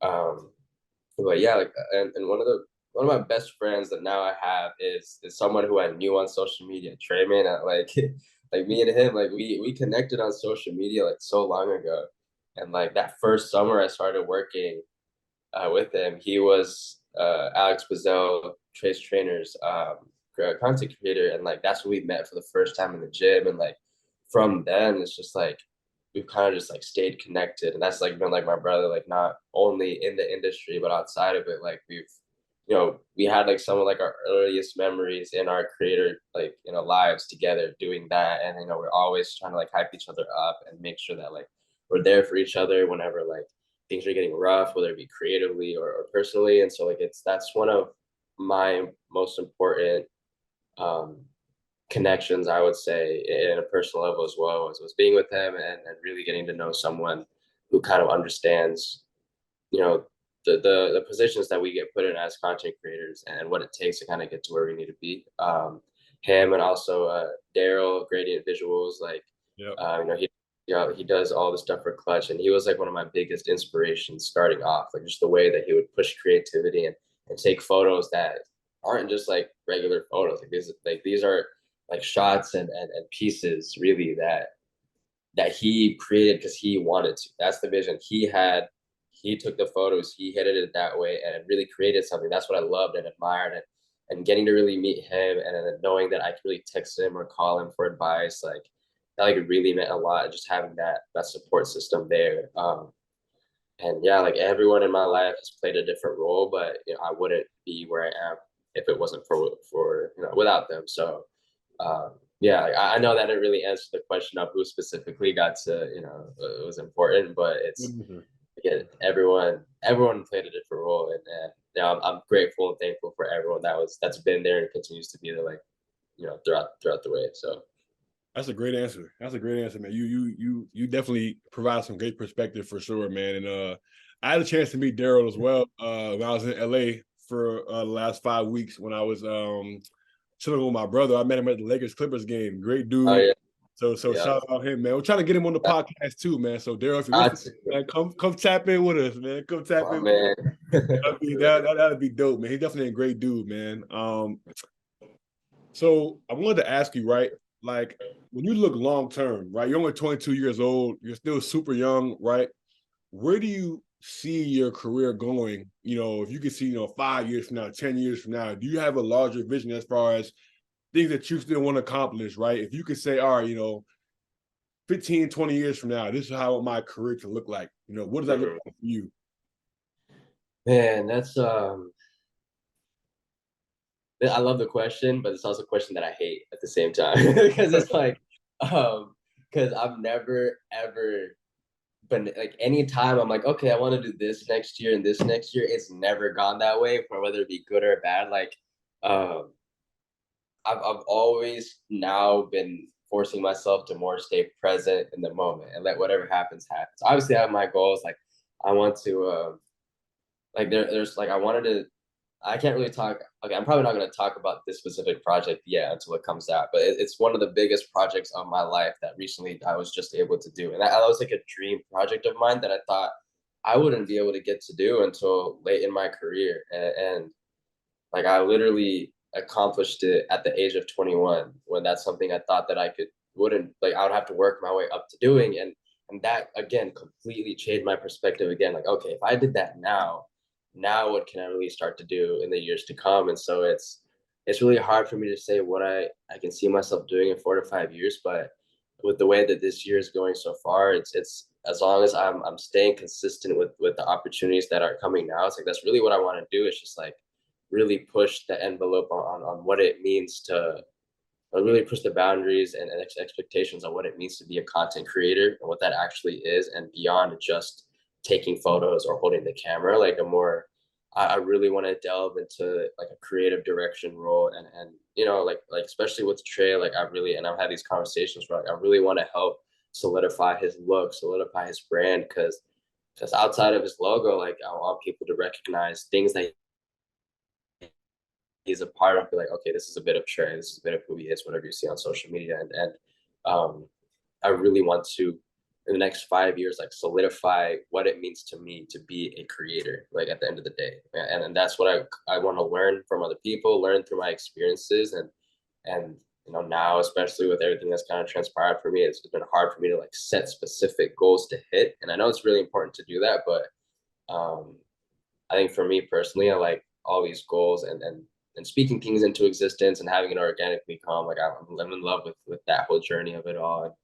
But in the future, I definitely want to get to a point where I can put the camera down. Although I love being on the go, I love not staying in one place for too long. Like I love all that. Like there's going to be a point where I want to settle down for a bit, have a family and all that part of my life, which I really can't even think about now. But Yeah, at some point I do, and I've had these conversations with some of my other creative friends. Like I once I kind of understand what I can do as a creator, what that can look like, and how far you can push this position and role, and create other roles that don't exist. Like I don't always want to get a role or a job that's already there. Like I love been wanting to kind of push the boundaries of what a creator can do, and the value and the importance of one and what they can offer. And then one day maybe even start my own creative agency where I can, mentor a group of young upcoming creators, and then, have athletes be like, oh, and athletes like, hey, I need someone to start following me around. I'd be like, okay, well, I've had this guy under my wing for a little bit, trust what he or she does, and send them out to follow them around and make sure that they understand what it means to be a creator, what their job is, and just kind of build a group of people that can go out there and really that I can kind of oversee and be like, okay, are they doing their job, and also kind of give them a bit of advice on, okay, this is how you can also, get yourself paid while working with this athlete. And I just want to kind of leave a bigger impact than what I can do as an individual, and kind of put people in the future. And this obviously planned just in the future when I'm ready to put the camera down, which I really don't know when that would be, but just get in a position where other people can win, and leave an impact that'll kind of be a ripple effect moving forward at some point. Like, that's one of the biggest conversations that I have with a lot of people older than me, that they ask me, what do you really want to do? Like, what is the point of all of this at the end of the day? And just I'm still learning that, still trying to figure that out. But again, my focus right now is just growing myself, growing my own brand, and understanding who I want to be, and hopefully with everything I learn, again, being able to put that out there for others to kind of thrive from at the end of the day. Yeah. So I wanted to ask, man, because I feel like, I normally ask folks, what's the biggest piece of advice that they give other people who want to be you or want to be Nav, but you dropped a bunch of gems, so I won't ask you to repeat yourself.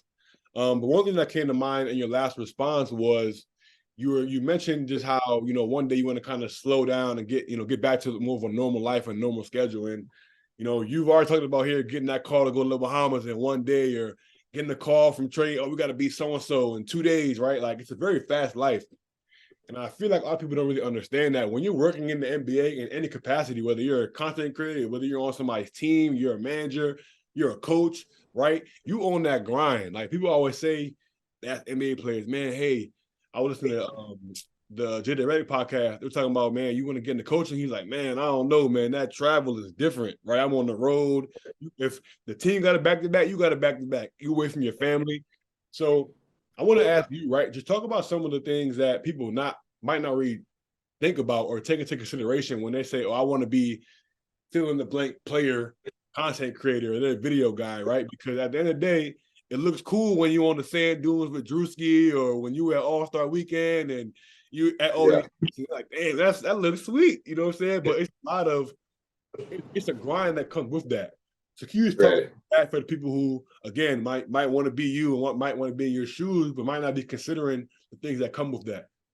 Yeah, for sure. I mean, like, the baseline to all of it all is staying consistent and staying ready for no matter what it is and everything that it is. And I mean, like, arguably, like, I wouldn't be in this position with Trae if I didn't, I guess I never really touched on this when we first started talking, but like right before I made that call that summer, like, I was really in a low spot when it came to my work, and what really got me out of it was, like, you know what, at this point, like, I just need to go out there and shoot. And I was shooting a lot of videos, like every 2 days I would go shoot something. I would just make sure I was just like creating, and make sure I was living what I wanted to be, and living and breathing that content creator life. Even back in Oklahoma, in my town, like, that's all I was doing. And then doing that and staying consistent and staying ready. And I was ready for when Trae asked, like, hey, do you have video content? Do you have stuff recently you can show me? And if it wasn't for, staying locked in at that, like, crazy enough that time, like right before I was like getting ready to maybe even like drop what I was doing, like staying ready for that is what kind of got my foot in the door at that exact moment. And that consistency kind of continues onwards, where during the school year, like, I'm making sure I'm constantly creating, even when I'm not with Trae, and like the off chance for, like, hey, like, can you come out during this time, or during this and this? I'm like, cool. Like, I've grown my equipment. I'm still taking care of trying to make money to keep all that going, and just mentally staying ready to create, jotting down ideas for the next time that we're together, or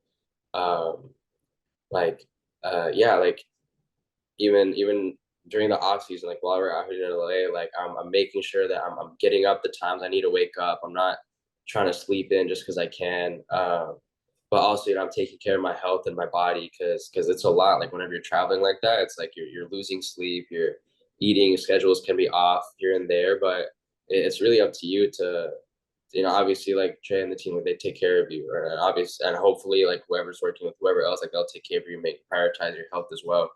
But yeah, like, it's definitely, there have been times where for me, like, I'm so physically and mentally worn out that, like, trying to look at a computer screen to edit, like, there's just times like I just can't creatively think the way I want to. I'm the last person who's gonna try and force out a piece of content just to get it out if it's not something that I enjoy, and something I really like the product of. So yeah, like, it's it's really important to make sure that and again, like the biggest thing I tell people is like I'm creatively influenced by the music world and artists, and I'm my work ethic and the energy I put into it is really influenced by athletes and the way they work.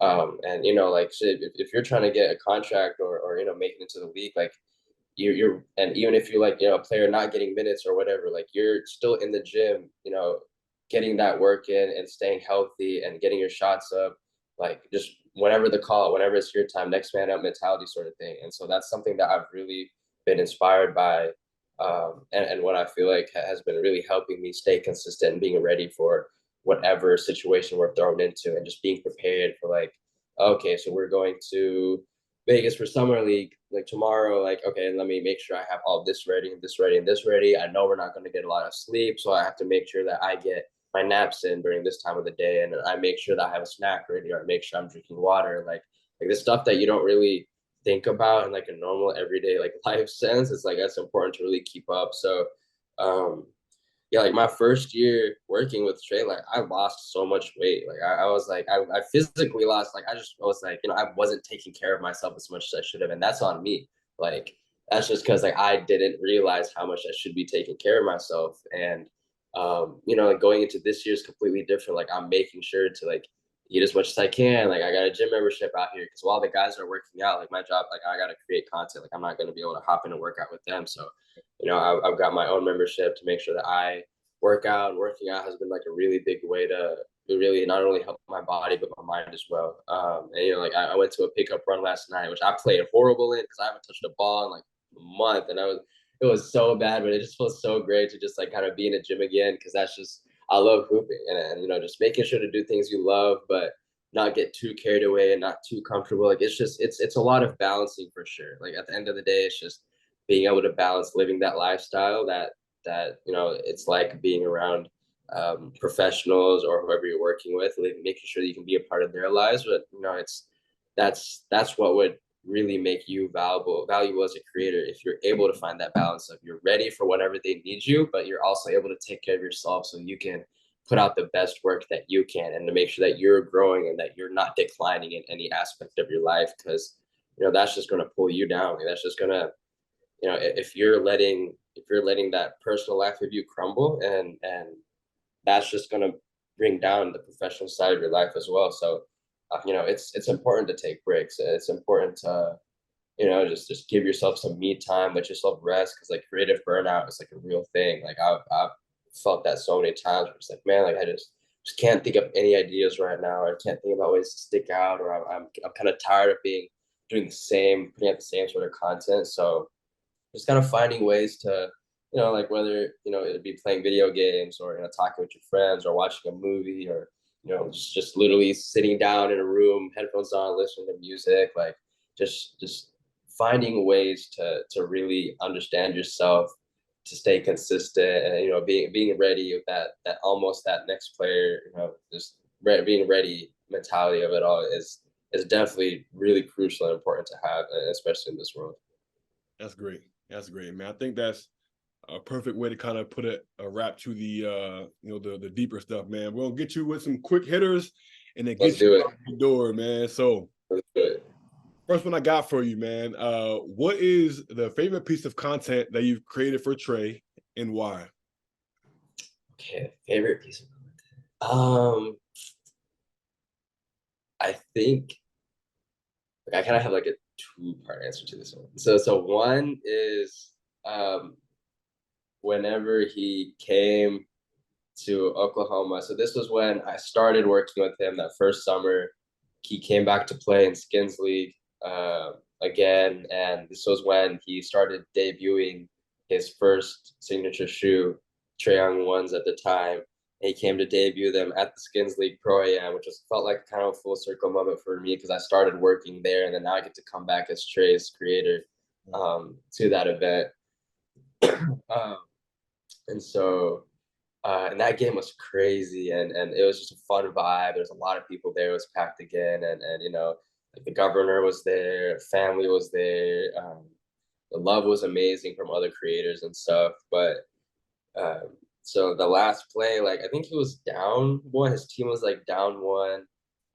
And one of the other guys on the other team was talking so much trash to him, and I wasn't even recording in the moment yet. And I saw them two trash talking, and I looked up at like the clock, and I was like, "Oh wow, there's only like a few seconds left. Trae's team's down by one or two, I don't even remember." And then I was like, you know what? Let me just start recording this trash talk. So I'm recording and sitting here with my camera, and then the whistle blows. Trae books it around the three. I think someone sets a screen for him, catches the ball, pump fakes, gets the shot off, buzzer beater.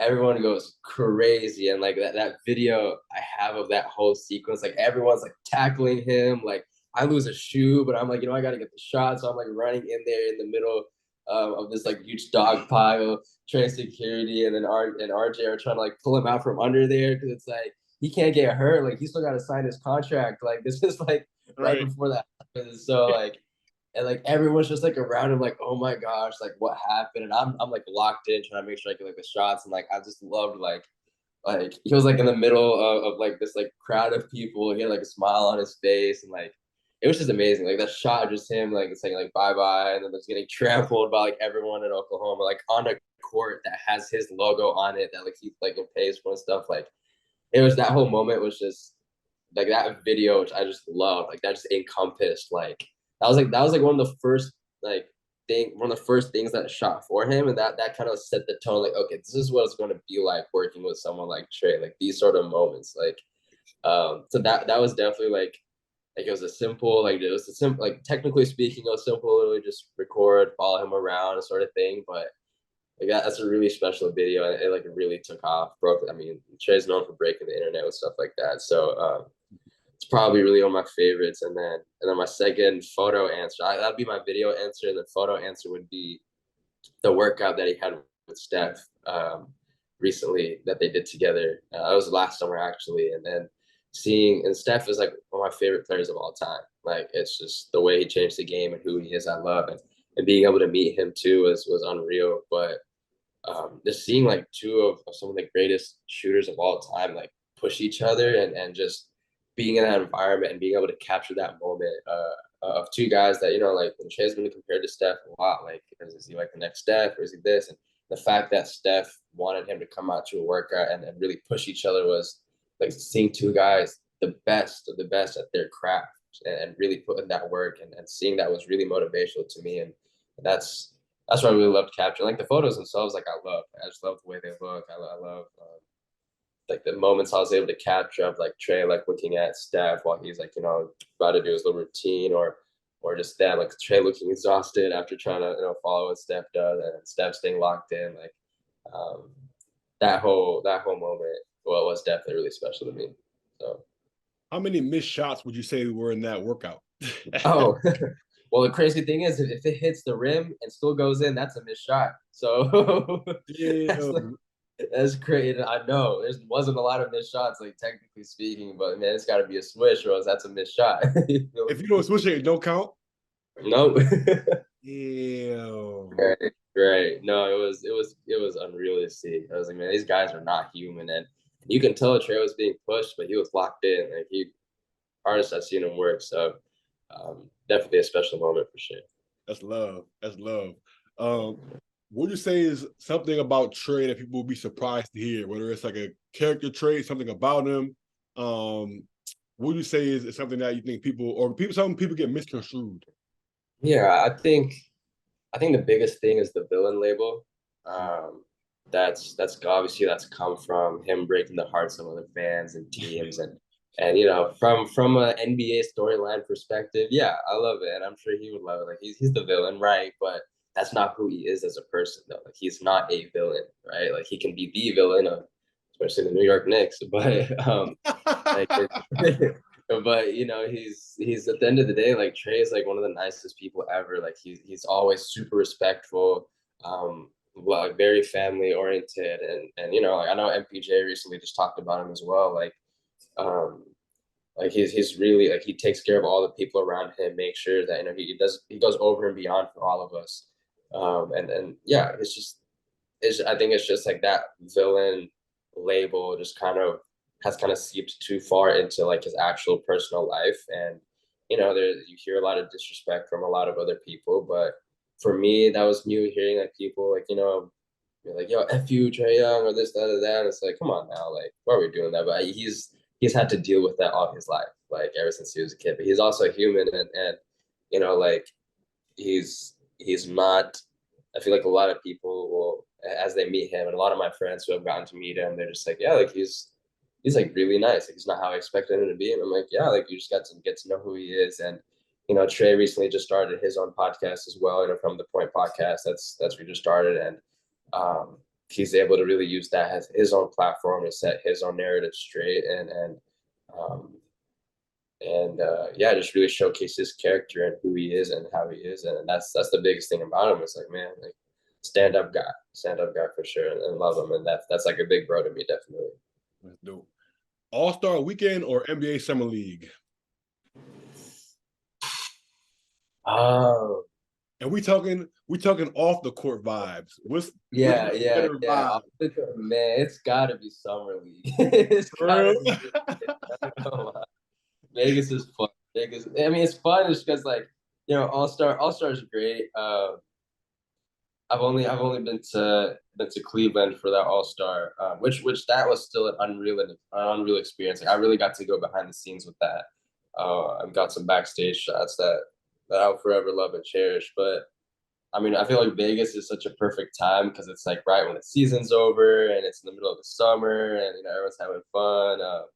Summer league and it's great vibes. I love it. But like obviously All Star hits different. Like that's like everyone's there, the best of the best, and it's great vibes. But I think especially me being younger, I just love I just love how it is out in Vegas and the events that are put on and the things that we get to show up to and be a part of. Definitely. Dope. Favorite person that you've been able to meet like throughout the this journey so far? Like obviously, well, we already talked about Drake, so let's go people we've already spoken of. Who has been like your favorite person you've met so far? Yeah, I think another player I think it would just have to go back to might really just have to go back to Steph, really, just because I mean, obviously, I only met him once, but he was just like came up to me and just said, "What's up?" Really, really showed. I was too nervous to go up to him, like to be honest, like God there, but it was cool that he kind of came up to me and just like shook his hand, be like, "Hey, I'm Steph. Nice to meet you." Like that was really, really cool, and I didn't expect him to, but he followed me back on the gram, so it's cool that he showed love that way as well. Him and just all the Hawks guys in general. They're just super dope people. DeJounte will probably be out there and shit. Like every time I see him, like he remembers who I am.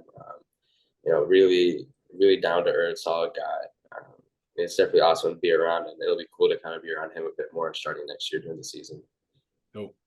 Favorite perk of the job, whether it's the PJs, whether it's the chef access, what's the favorite perk of the job? It's definitely got to be the traveling. I think although it can be exhausting at times, like I love just being able to get around to different cities, different places, and seeing different areas and walks of life that I usually wouldn't be able to see if I just stayed in Oklahoma. So it's definitely traveling. Traveling's my answer. Bet. Last quick hitter we got for you. Give me your favorite. We'll say I won't say top 5 because I think everybody does great work, but give us 5 creators who or Instagram, whether it's photographers, videographers who do great work or who you want to show love to, or who folks should tap into if they haven't already. All right. Well, let me see if I can put some more people on than who's already known, right? So we obviously you got the Darryls, you got the Trey Maynards, you got everyone else. But I mean, shoot, like from my hometown, like you got Dakota Wakini, he's from Oklahoma, and he does amazing work with the Native community out there, and he shows a lot of love to women's sports as well, and covers a lot of high school girls sports, and working on a documentary himself. And his hometown guy, I have a lot of love. His big brother, always there for me. So definitely go check out him. Man, there's a lot of guys like that's.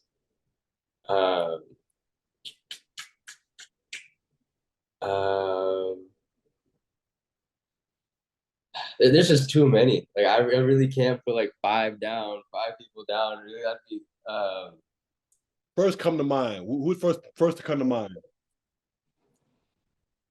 first to come to mind. Someone who's not really well known is trying to think who. Or even if they are known, I feel like they are known. If I feel like not everybody's on obviously like gradient visuals level, but there might be some people who are kind of on their way up people who you just like their work. You think you know what this person does. Yeah. I mean, first of all, like, yeah, no, again, shout out Trae Young. That's my brother. I'm gonna keep shouting him out for sure. So let's keep him up there. Let's do him. Let's do. Working for the team. You got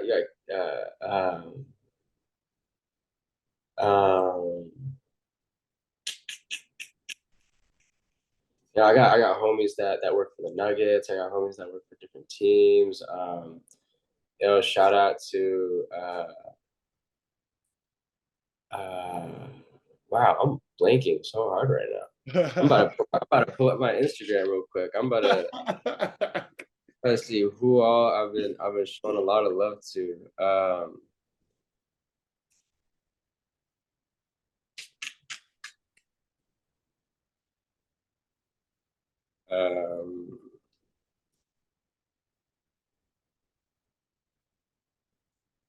man.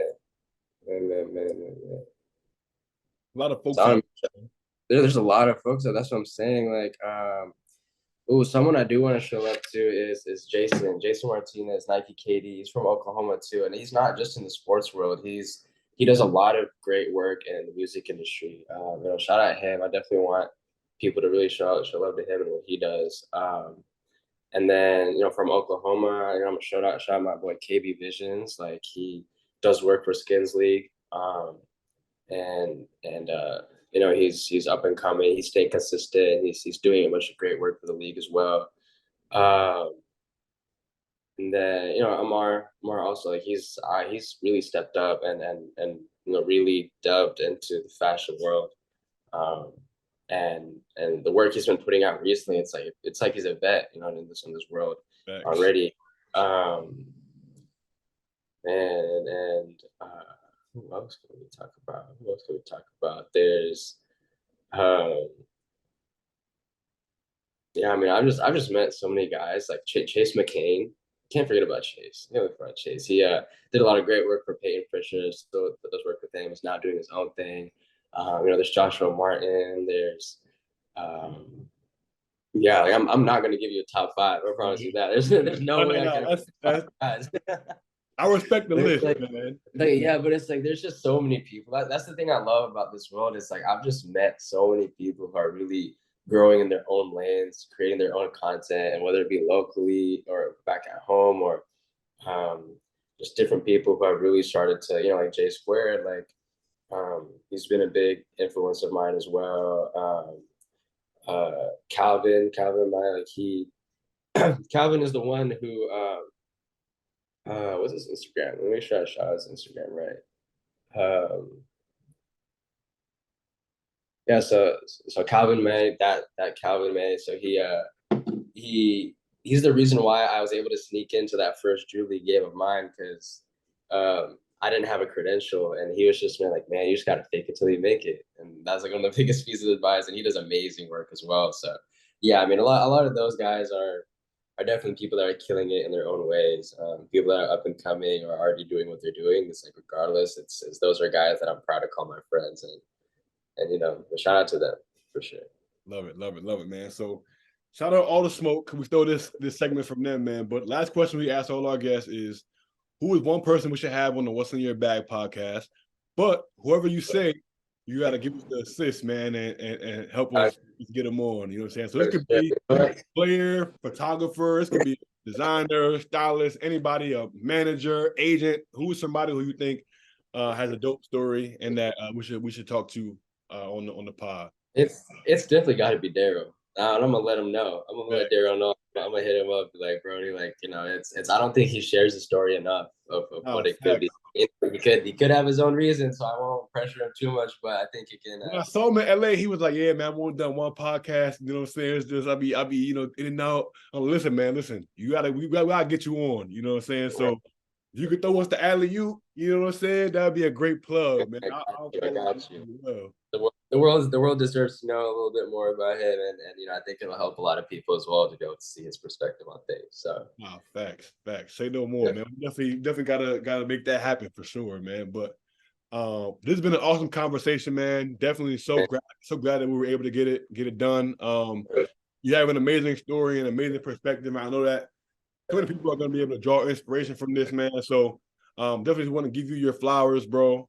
Keep pushing, keep going. It's crazy to hear you're only 22 years old, man, and already have achieved so much. I'm looking forward to that collab that you said you didn't want to name. We'll be keep my eyes peeled for that whenever that drops, man. So it'll be out in August. It'll be out in August once that comes out. So we'll be looking for that, man. But thanks again for your time, man. I know, like I said, your rest time and your downtime is sacred, man. So thanks for coming on the podcast and talking to us. And they're running back in a few years, man. You know what I'm saying? And circle back. What's changed?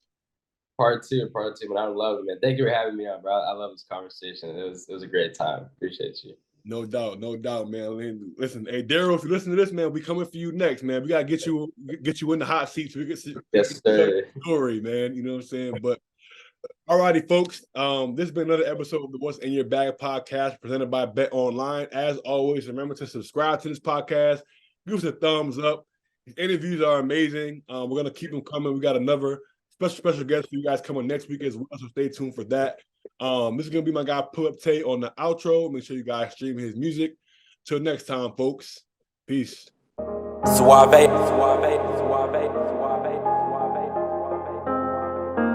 I've been in my bag for a while, I'm invincible. Story of a young boss, grinding shit get critical. Calling on my bros one time, cause you special. I had some hoop dreams of right rounds for my mentor. Every target that I shoot is on point like a pencil. Different route, change relationships, I'm so sorry. Came up from the trenches and I made it, I say hardly. Now